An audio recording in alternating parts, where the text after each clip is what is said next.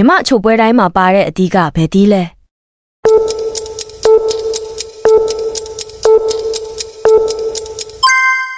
အဖြေမှန်ကတော့ငှက်ပြောသီးဖြစ်ပါတယ်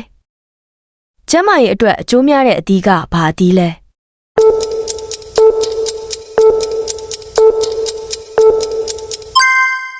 အဖြေမှန်ကတော့ပန်းသီးဖြစ်ပါတယ်ရေခဲတစ်တာထဲမထားတဲ့အသီးကပဲအသီးလဲ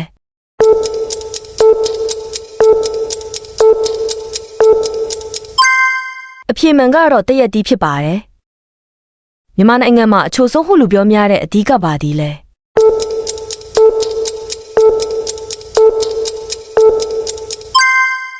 အဖြေမှန်ကတော့တရက်သီးဖြစ်ပါတယ်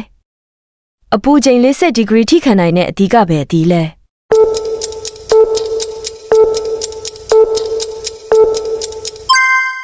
အဖြေမှန်ကတော့ဘလူးဘယ်ရီသီးဖြစ်ပါတယ်အာကာသယာဉ်မှုတွေစားသုံးရန်အကောင်းဆုံးဟု NASA ကရွေးချယ်ထားတဲ့အသီးကပါသီးလဲ